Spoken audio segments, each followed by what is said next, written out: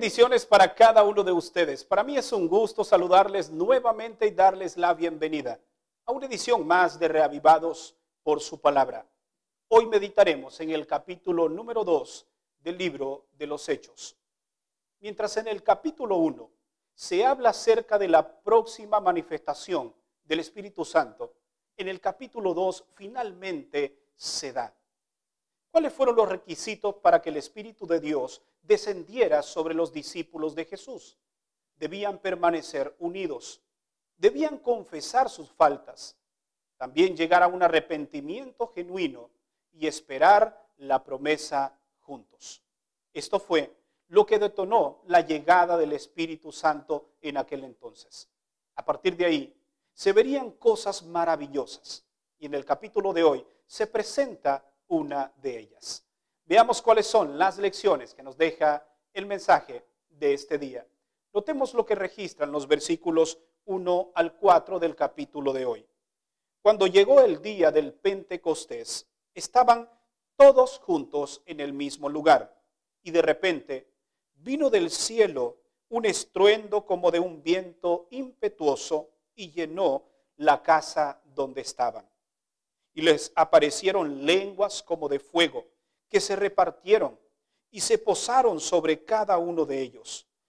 Todos quedaron llenos del Espíritu Santo y empezaron a hablar en otras lenguas según el Espíritu les concedía que hablasen. Al hablar de esta experiencia, inevitablemente tenemos que hablar de un tema muy importante. Es un tema que muchos cristianos hoy en día han transgiversado con relación a lo que la palabra de Dios verdaderamente expone con relación a este tema. Estamos hablando del don de lenguas. ¿Qué es el don de lenguas? ¿Cómo funciona el don de lenguas? A raíz de los versículos que acabamos de leer, veamos al menos 3 valoraciones con relación a este tema. En primer lugar, el don de lenguas es una manifestación del Espíritu Santo. Cuando fueron llenos del Espíritu Santo, el Espíritu dio lenguas a cada uno de ellos y comenzaron a hablar en ellas. La segunda valoración que debemos hacer es que la palabra lengua proviene del vocablo griego glosa, que también se puede traducir como idioma. En otras palabras, la traducción del texto diría que ellos comenzaron a hablar en otros idiomas. Y eran idiomas que se entendían perfectamente por aquellos que les escuchaban. Y una tercera valoración es que en ese momento el don de lengua se manifestó como una necesidad para hablar de las maravillas que Dios había hecho y haría en cada uno de ellos. Notemos lo que los versículos 6 al 11 registran que nos ayudan a aclarar un poco acerca de este tema. Al producirse ese ruido, se juntó una multitud y estaban confusos porque cada uno los oían hablar en su propia lengua, es decir, en su propio idioma. Estaban atónitos y maravillados y decían: ¿no son galileos todos estos que hablan? ¿Cómo pues les oímos hablar en nuestras lenguas nativas? Partos, medos, elamitas, habitantes de Mesopotamia, Judea, Capadocia, Ponto y Asia, Frigia, Panfilia, de Egipto, de la región de Libia que colinda con Cirene, y extranjeros de Roma, tanto judíos como prosélitos. Habían también cretenses, árabes, y a estos, dicen ellos, les oímos hablar en nuestras lenguas las maravillas de Dios. Todos los que estaban en ese lugar hablaban idiomas diferentes. Y el Espíritu de Dios quería que las personas escucharan las maravillas que Dios estaba haciendo y haría con ellos.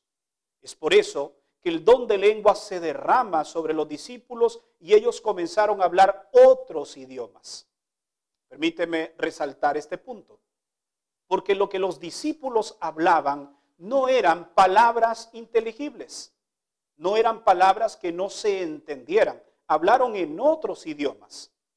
Déjame decirte que si en este momento este mensaje necesita escucharlo una persona que habla francés, que habla alemán, que habla ruso, pero yo no hablo esos idiomas, entonces el Espíritu de Dios podría derramar el don de lenguas en este momento para que ese mensaje, el mensaje que yo estoy dando en español, sea entendido por el ruso, por el alemán y por el francés. Ese es el verdadero don de lenguas. Así que tengamos mucho cuidado con aquellos que hablan palabras que nadie entiende, porque ese no es el don de lenguas. Veamos una segunda parte del capítulo de hoy, versículo 14. Entonces Pedro se puso de pie con los 11, levantó la voz y les dijo: judíos y habitantes de Jerusalén, prestad atención y que esto sea claro. Este Pedro, que se levanta hablando con autoridad, es el mismo Pedro del cual hablamos en el último capítulo de Juan. Ese Pedro que se encontró con Jesús a orillas de la playa del mar de Tiberias. Ese Pedro que había negado a Jesús. Ese Pedro que fue restaurado por Jesús. Ahora lo vemos lleno del Espíritu Santo. Aquí hay una verdad impresionante. No importa los errores que hayas cometido. No importa que le hayas fallado a Dios.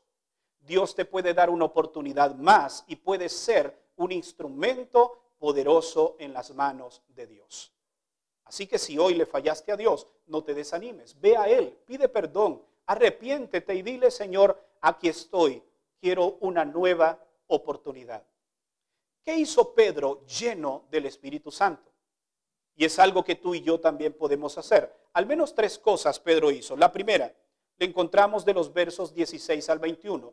Pedro citó a Joel capítulo 2, verso 28 y 32, en donde se derramaría el Espíritu de Dios sobre toda carne. Pedro en ese momento estaba hablando que la profecía de Joel 2, 28 al 30 se estaba cumpliendo en ese momento. Lo primero que Pedro hizo lleno del Espíritu Santo es hablar o exponer la palabra de Dios con poder. Lo segundo que Pedro hizo lleno del Espíritu Santo lo encontramos en el versículo 38.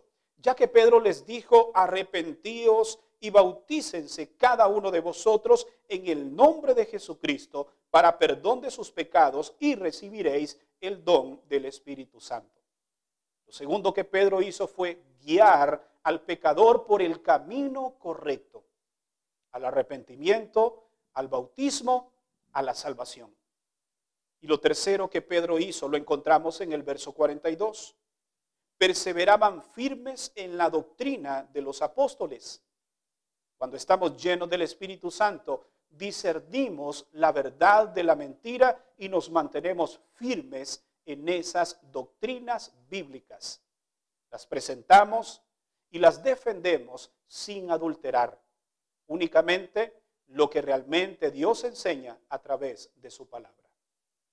¿No es maravilloso estar entonces lleno del Espíritu Santo? Y para finalizar, dice la Biblia que en ese momento creyeron muchas personas. Muchos entregaron su vida al Señor a través de aquel discurso que Pedro pronunció en ese momento. Y es así como se constituye la primera comunidad cristiana de la era apostólica. ¿Quieres saber qué características tenía esa iglesia? Notemos lo que registra el verso 44 al 47. Y todos los creyentes estaban unidos y tenían todas las cosas en común. Vendían sus posesiones, sus bienes y los repartían a todos según la necesidad de cada uno. Seguían reuniéndose cada día en el templo y en las casas partían el pan y comían juntos con alegría y sencillez de corazón, alabando a Dios y disfrutando la simpatía de todo el pueblo. Y como resultado, el Señor agregaba cada día a la iglesia los que habían de ser salvos. Qué maravillosa iglesia. Es una iglesia realmente envidiable, que hoy como iglesia deberíamos anhelar y trabajar por tener esas mismas características. Una iglesia unida, una iglesia que se cuida los unos de los otros, una iglesia que está dispuesta a dar todo por amor a los demás, una iglesia que alaba a Dios en el templo y también en los hogares a través de los grupos pequeños, a través de los grupos base. Era una iglesia llena del Espíritu Santo. ¿Cómo es tu iglesia hoy? ¿Cómo es mi iglesia hoy? Debemos anhelar que nuestra iglesia tenga también estas características. ¿Te gustaría que así sea? Entonces te invito a que inclines tu rostro. Vamos a pedirle a Dios que nos ayude a ser esa iglesia que Él necesita. Padre, gracias, porque a través de las Escrituras aprendemos lecciones valiosas para nuestra vida. Ayúdanos a ser la iglesia que tú quieres que seamos, una iglesia unida, y que bajo esa unidad, la unción del Espíritu Santo pueda ser una realidad en nosotros.